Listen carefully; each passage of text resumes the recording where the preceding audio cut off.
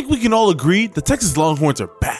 And one of the biggest reasons why the Longhorns are back at the top of the college football world is because of their quarterback play. Ever since transferring to Texas, Quinn Ewers has repeatedly shown that he can lead the Texas Longhorns to greatness. And with him coming back for another year, it looks like the Longhorns are in store for some more wins. Oh yeah, but you also have Arch Manning waiting in the wing for his time to shine and prove that he's not just a name, but he can actually back it up with this play on his field. But you know what they say, you gotta live for today but plan for tomorrow. So who's going to be that successor to Arch Manning? Well, I got a name that you guys are gonna wanna know. Let me introduce you guys to 4-star recruit and the 8th best player in the class of 2025 coming out of Saraland High School, KJ Lacey. Now KJ is an interesting prospect because he's not like the typical quarterbacks that Texas has been going for recently. When you look at the past couple of years of the quarterbacks that Texas has brought in, a lot of them, from everybody from Quinn Ewers to Arch Manning to Malik Murphy, even Trey Owens in this year's class, 6'3" and above, pushing 200 pounds. KJ Lacey is 6 feet tall and 170 pounds. On top of that, he also was playing with the #1 wide receiver in the class of 2025 in Ryan Williams,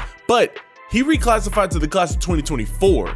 So he's not gonna have him going into his senior year. So let's take a look and see what KJ Lacey's highlight tape is looking like, see what he's looking like on the field. Is he just the product of having really good talent around him, or is he really an elite level quarterback? So all my Longhorn fans, leave this video a like right now. It means more than you will ever be able to understand. Comment your thoughts down below after you watch a little bit of his highlight tape, and hit that subscribe button and turn your notifications. We're dropping videos every single day, and a lot of them are focused towards my Texas Longhorn fans. So hit that subscribe button and turn your notifications.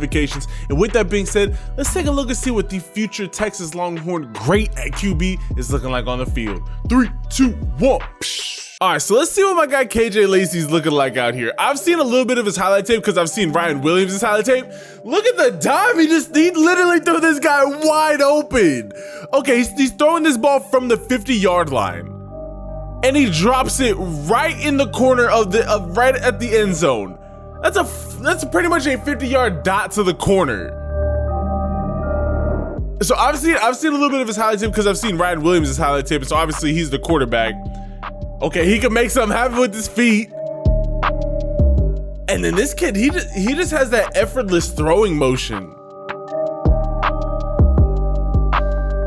Hey, I'm not mad at his game at all. His throwing motion reminds me of someone's. I just can't put a finger on it. It's very like kind of wild a little bit. I hate when everybody's like, oh, it's Mahomes. I'm not saying that it's Mahomes like, but it's very just free form. Think like Matthew Stafford or like Aaron Rodgers. I mean, that ball has some velocity on it. Hold up a second.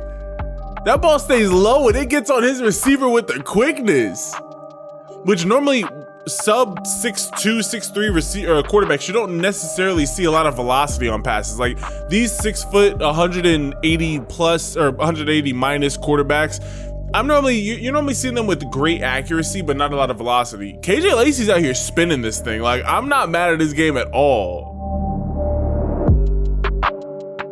Yeah, I definitely don't think that he's just a product of having really good wide receivers around him. I mean, he's placing these passes absolutely beautifully.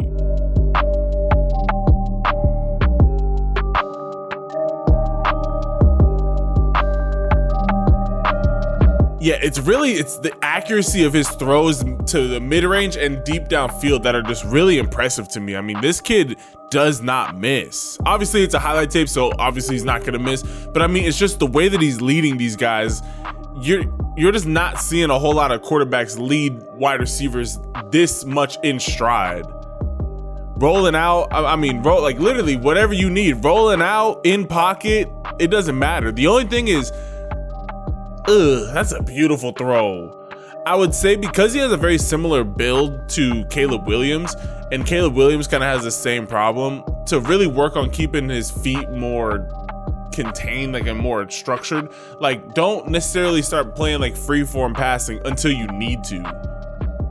It's kind of like Lamar Jackson a little bit. Like, think of like Lamar Jackson, like take Lamar Jackson and Caleb Williams' throwing style and kind of combine it into one. It's like kind of pushy, but also very like, I'm just kind of like, all right, throw it. Like, that's the type of throwing style that KJ Lacey has.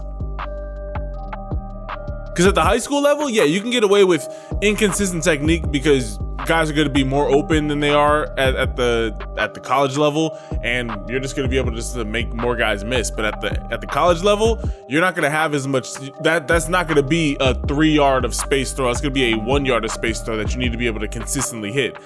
And then he's got some. Okay, he's got a little bit of wheels as well. I like to see that. Keep on rolling out.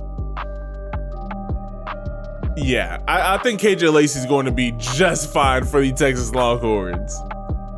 Comment your thoughts down below. I want to hear from y'all. What do you guys see? I mean, I do this for a living. I cover high school quarterbacks. I cover every position. I've been doing this for years.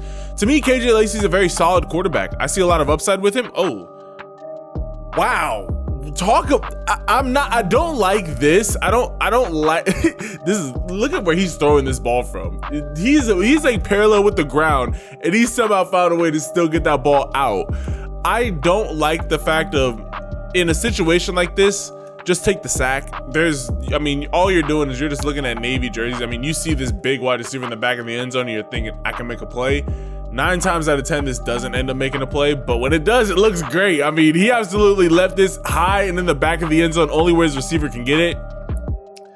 That's a ridiculously impressive throw. I'm not gonna lie. That to even think about making that throw is crazy. But yeah, I definitely would want to see him play a little bit more contained. And what was I saying earlier? Oh yeah, he's got to play more. He's got to play more in structure. But I definitely see him as being a good project quarterback. He's not going to be a guy that's going to come in freshman or maybe even sophomore year and be the #1 starter, be that #1 guy. But I could definitely see him being a year 3, maybe a redshirt sophomore or a true junior, and getting quality playing time and being the starting quarterback for the Longhorns. I can see him putting up really good numbers. Like, this kid, he has a lot of upside. You know, maybe by the time that he's in college, he's 6'1", 185 pounds. Like, I mean, like, that's not that crazy of a height for a quarterback. And then he plays with this level of anticipation. This, like, he's a playmaking, like, I would call him a playmaking field general. He's gonna be able to dot you up and just carve you up with any pass that he wants to make. But then he also has the ability to be able to scramble out and make a little bit of throws. Like, that's really where I would put him at. Think Patrick Mahomes' like playmaking abilities, because like obviously like he can scramble around and like do things, but you don't think of him as like a rusher. With like a Brock, like think of like a Brock Purdy. Like Brock Purdy would be a good little combo, because Brock Purdy's athletic, he can get things done, but then he's got an arm and he's gonna dissect you across the field. Like I would say Brock Purdy's a pretty good eval for this kid.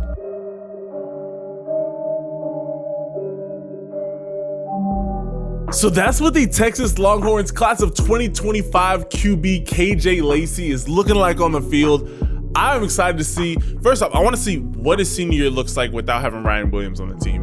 Whenever you're losing the #1 wide receiver in that class, it's gonna hurt a little bit. But I do think that just his overall play style, he's not a big shot, I need to be taking these home run shot type quarterbacks every single play. He could really break it down and beat you going across the middle, beat you 5 yards at a time, beat you 10 yards at a time. That's the thing I really enjoy about KJ Lacey's game. I think overall, with his overall play style, the only thing I want to see him do is just clean up his mechanics a little bit more, you know, have more of a structured drop back. His throwing mechanics are fine. I mean, he gets the ball out pretty quick. Maybe you can clean up some things in there, but overall, he has a very polished game for where he is at in his high school career. And I do think that he makes really good decisions with also having that big time playmaking ability. There's just some areas that I like to see him continue to clean up, but I could really see him being a great Texas quarterback as like I said, as a redshirt sophomore, as a true junior. I think that's really where he's gonna get a little bit more time to bulk up, get a little bit more time to develop and understand the playbook. Then when he steps onto the field, that's when he's gonna be KJ Lacey that we saw at Saraland High School. But I want to hear from all y'all. Comment your thoughts down below on your next quarterback after Arch Manning. Leave this video a like and hit that subscribe button and turn notifications. I love and appreciate each and every single last one of y'all. And if nobody has told you this today, you matter and you bring more to this world than you will ever be able to understand. Don't ever think that you're going through this world and you haven't made an impact on somebody's life, because when you look back, there's somebody that you have made a positive impact on their life. And if you just, if you're ever going through it and, if life has just been a little tough recently, or if life's been great, honestly, it doesn't always have to be tough. Like, if life's honestly been great, always remember to give God praise through the highs and through the lows, because at the end of the day, each day is not guaranteed. And I know I would much rather live the worst day of my life than to not be here anymore. So always remember that. Always give God praise, and don't ever feel like, oh, I don't know what to say, or oh, I haven't talked to God in so long. He's been there with you the whole time. That's the beautiful thing about Jesus and about the gospel, is that he's been with us the whole time. So you don't have to worry about trying to make up for lost time. He knows everything that we've all gone through, and the whole time all he's wanted to do is just protect us from all the bad things and to continue to show us his will for our lives. Always remember that. Love and appreciate all y'all, and I will catch you guys in the next video. Ciao.